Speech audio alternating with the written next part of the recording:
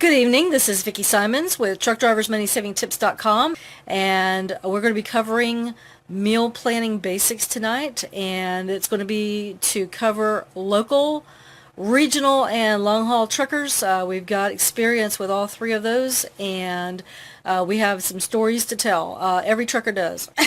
So anyway, when it comes to food, everybody has a need to have that. But I'm going to be sharing some real meaty stuff, no pun intended, tonight. As a starting point, my husband Mike and I started our trucking careers with Truck Driver Training School, and our first pop out of the box with the trucking company was Swift.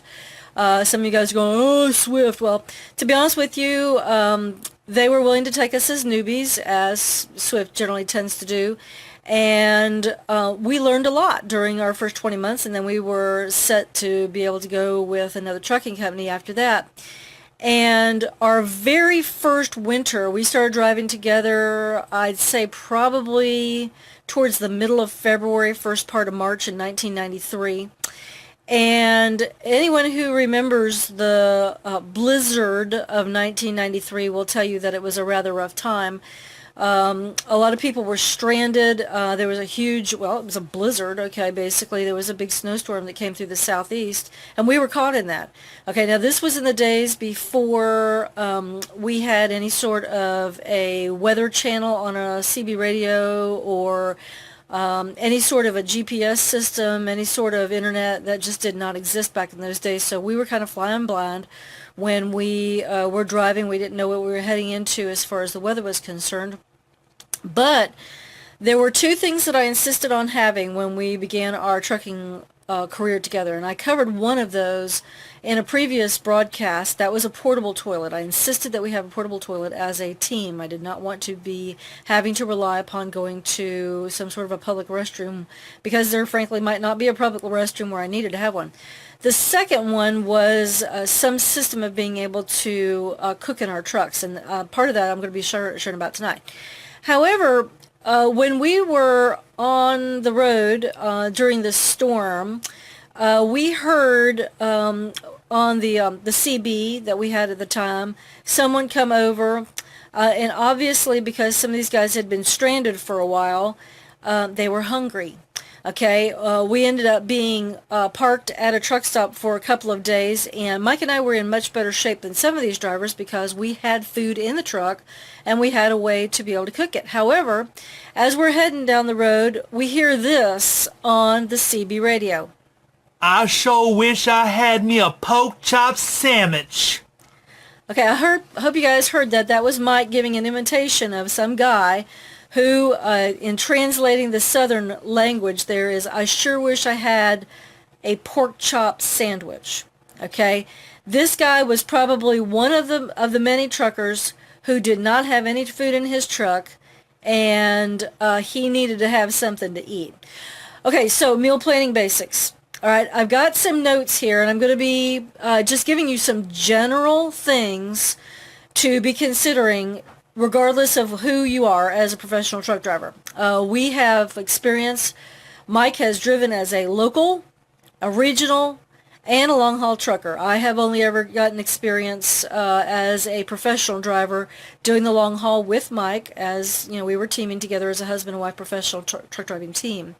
So anyway, if you are a local truck driver and you are coming back home every night, then your meal basics, for example, if you're leaving in the morning after breakfast and you're going to be out on the road for lunch, I would strongly suggest that you pack more than just enough for lunch, okay? Have enough to where you can have at least a snack during the day, or something to where you can tide yourself over if you're going to be delayed for a little bit.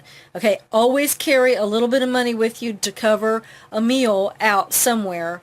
Okay, even if you have to just go to a vending machine somewhere. All right, so that's for local.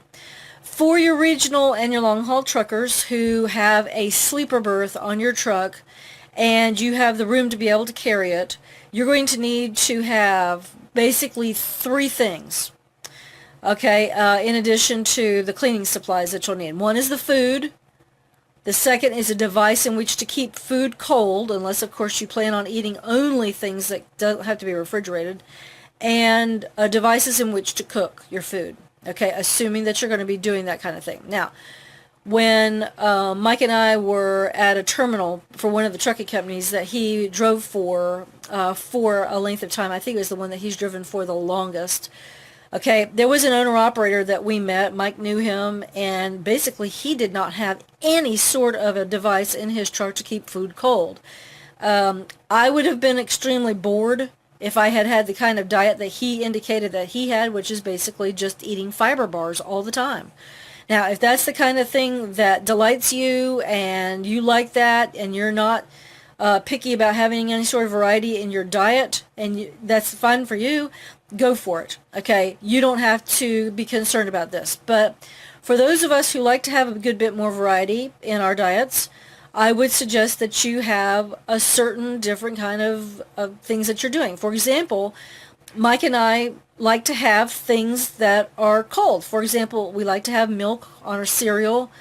We like to have eggs, cheese, meat, things that we have to keep cold.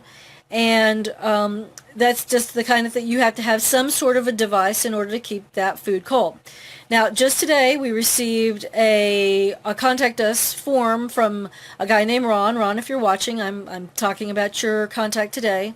And he wanted to know if I had any experience with using dry ice in order to keep, for example, a frozen meal frozen until he was ready to cook it in his truck. And I told him that we have no experience in using dry ice, and it can be difficult to find that on the road. Now, obviously, every truck stop is going to have regular ice, what we might call wet ice, which is made from water and not from some sort of other substance. But you're going to, the thing about it is when you use ice, you're going to have some sort of a device in which to put the ice, namely an ice chest or cooler. And there's obviously, because an ice chest is not able to keep your ice as ice indefinitely, it's going to melt. You're going to have to drain that off and replace it with more ice. And my husband Mike and I came up with a solution for that to where we didn't need to buy truck stop ice anymore. And it worked very well for us, and I'll be covering that in a future broadcast. However, there are 3 different kinds of devices that generally truckers use or have used. We've used all 3 of them in our trucks in order to try to keep food cold. The first, of course, I mentioned the ice chest. So that was the one that worked the best for us because the other 2 just simply didn't work over a period of time. The second one would have been a thermoelectric cooler. And the problem with the thermoelectric cooler for us was that it is designed to keep your food at, say, around 40 degrees below the ambient temperature, okay, the temperature that is around it. We had a situation, we went out on the road, and obviously Swift's main terminal, their headquarters, is in Phoenix, Arizona. You're talking pretty daggum hot in the summertime, okay? We were there, we were in a dock one time, and it was like 108 degrees outside. We were not allowed to idle. It was absolutely scorching, and this was long before the days when you had any sort of APUs or climate control in the truck when you didn't that you could use instead of idling for comfort. But obviously, the thermoelectric cooler was only able to get down to about 40 degrees below 108 degrees, which is about 68 degrees. So if your goal is to keep your food at refrigerator temperatures at, say, 45 degrees or below, okay, and I don't remember specifically what the keep it cold temperature is, but I think it's somewhere around 40 degrees or below, okay, everything in the thermoelectric cooler just spoiled everything, okay, all of the meat, all of our dairy, everything, milk, cheese, everything. It just spoiled. So, in other words, here we had this entire amount of food that we had taken out on the road with us, and nothing was edible because it all went bad. And it's kind of like, oh, there's got to be some other kind of way. Not only that, but because we were a team, okay, we could not put the thermoelectric cooler on the passenger seat. Okay, and there was no other place in the truck to put it except under a cabinet next to the bunk, okay? And we finally figured out that because it was under that cabinet, okay, the little fan that was on the thermoelectric cooler, basically it didn't have any way to vent out of there, so it basically kept burning itself out. And that's why a lot of these truck stops have a lot of replacement parts for thermoelectric coolers, because they just basically burn out, okay? And so anyway, we knew that the thermoelectric cooler wasn't going to work for us. I'm kind of like, okay. The next thing that we tried was an actual compact refrigerator. All right, well, we didn't know at the time, but we ended up going through at least 2, maybe 3 of those things. They were regular dormitory-sized compact refrigerators. All right, put those into the truck. But the thing about it is those devices are not intended to be used in a moving situation. They have a lot of give there. When you're using it in a land-based situation, you don't have to worry about that. But when it's in a truck and you've got a lot of jarring going on like this, okay, all those works are moving back there, and they're rattling and they're moving against each other, and the things just broke. Okay, so Mike had gone out on the road one time with a whole refrigerator, one of these little ones. Okay, a whole refrigerator full of food. And the compact refrigerator it broke. It stopped working. So he lost a whole bunch of that, and that's why we ended up going with the ice chest, and that's why we do not recommend. Now, some drivers have good success with that, either the thermoelectric cooler or a compact refrigerator or whatever. We did not. Now, the fourth option for keeping your food cold is what they call a truck fridge. And those things are extremely expensive. I'm thinking somewhere in the neighborhood of about $700. Okay, they could be more, they could be less, depends on what it is that you're doing. But that being said, if you can afford that and it's going to save you money, go for it. Those things are designed to withstand the rigors of the road.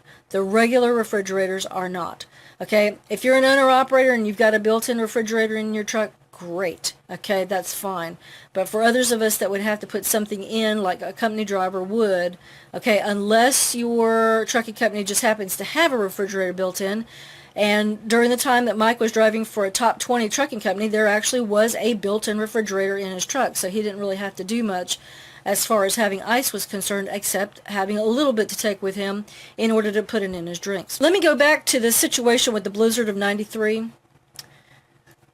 The first night that we had to stop because the road, I-20, was closed, okay, we were stopped at a little tiny gas station convenience store, okay, and when I say a gas station, I mean gas station. This was not truck parking, but we made it work, and we went in and we bought a few things out of their refrigerator section, and when we went up the road the next day to the actual truck stop, and Mike may remember this, I think it was in Bucksville, Alabama that we stopped.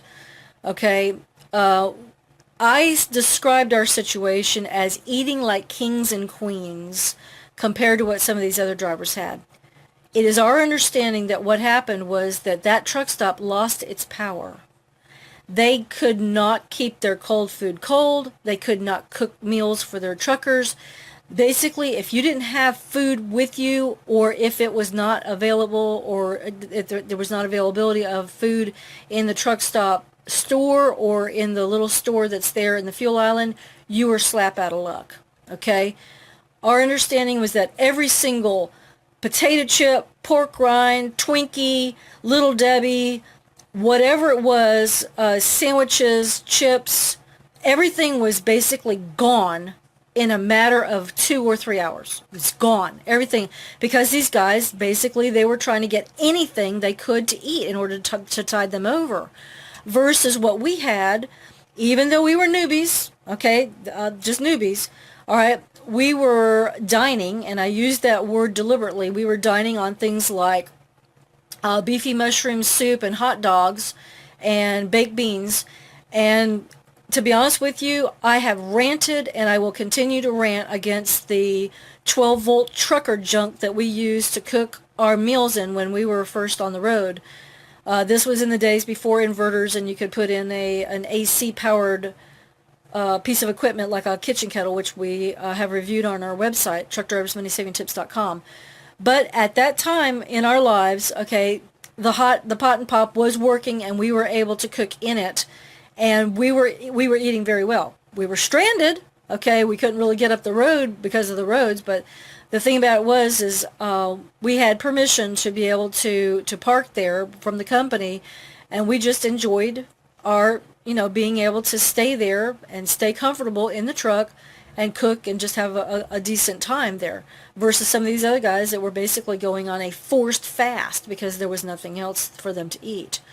Okay, so be that as it may, having food in your truck, okay, devices to keep your food cold, and then devices to cook with. Okay, the market has opened up a great deal since Mike and I started on the road in 1993. These days you can plug in, you can use a battery-powered inverter to power a number of different kinds of equipment, and I'm going to be talking about some of these in greater detail in future broadcasts, but you can cook in things like the kitchen kettle, which is sort of like it's just an electrified pot, basically, okay? It's a hot pot, except it's a better quality than you could get from some of the 12-volt junk that's out there. Okay, an electric skillet, a crock pot, okay, some of these 12-volt lunch boxes. I know some drivers have had good success with it. Mike did not have particularly good success with that. Mike even reviewed, there was a little tiny, like a 20-ounce, it was like a crock pot, but it did not actually cook food. It simply warmed up food. So, for example, if he took out something that we had already cooked at home when he was a local driver, then he would literally warm it up. It was not intended to cook food, but it would get food nice and steamy. So I'm not sure why they said don't use it for cooking, but anyway, it worked for him. But these are the basics, okay, of meal planning, is what it is, and you're going to have to take the food out that works for you. Now, we have some information through the free downloads section of our website. Some of that is different kinds of meals that you might consider getting the parts for, the various ingredients. Okay, and then obviously after you're done cooking in your truck, and it could be something so simple as putting a crock pot liner inside a crock pot and dumping in a can of soup, and then when you're done, basically taking the liner out and throwing it away, and then all you have to do is basically take your silverware. If you're eating out of your crock pot, just take your silverware in with you and wash it inside the truck stop or wherever it is that you're stopped. Okay? Having utensils and having some sort of like a soap. Now, I will be describing the small kitchen that Mike and I set up in our trucks. You can look at that on our website. Just look at small kitchen on TruckDriversMoneySavingTips.com. That'll give you some ideas of what we did. It was kind of nice. Okay, simple foods. Okay, let me give you an idea of some simple foods. All right, simple foods might be a fiber bar, a little bit of fruit, something to make sandwiches in. Okay, if you're going to be doing sandwiches, the most simple thing that I can think of that does not need to be refrigerated is peanut butter. Okay, if you're using some sort of a jelly or a jam, if it's jarred, you're going to need to keep it cold. But if you're using, for example, the little packs that you find in some restaurants, and I'm not sure where you can buy those commercially, but you probably find them. But anyway, that kind of thing may not have to be refrigerated. If you've got some bread that's got preservatives in it, you could probably keep that for maybe a week. Okay, but anyway, that would be a very simple food. A can, let me give you a real interesting, I don't remember, Mike would probably remember this better, but I think it was when we were driving for U.S. Express. One of the trucks that we had, and it might have been Swift, but I think it was U.S. Express, there was a can of chunky Campbell's soup down inside. Someone had tried to put it in there in order to use the engine heat in order to get this can of soup warmed up. The only problem was they couldn't get the can back out. Okay, so it was still there, and no telling how many years that can of soup had been down in there being warmed up over and over and over and over and over again. But the thing about it is this driver was trying to be clever and using the engine heat to heat up his food. Anyway, it didn't work out too well because he ended up losing it. And there's an old joke. I don't usually joke on these things, but it was so hilarious. Some driver passing another driver on the highway, and he says, "Hey, driver, you got beans on your fender. And the other guy says, well, there goes lunch, Anyway, it was hilarious because the fact of the matter is in those days, that was one of the accepted ways of being able to warm up your food, and it was just hilarious. But you don't have to do that anymore. Okay, you can even use, and I don't necessarily recommend it, but if you have a good 12-volt hot pot, you can do that, or get a small watt AC hot pot and plug it into one of those little 12-volt inverters. I talked about the 12-volt inverters and battery and connected inverters on a previous broadcast.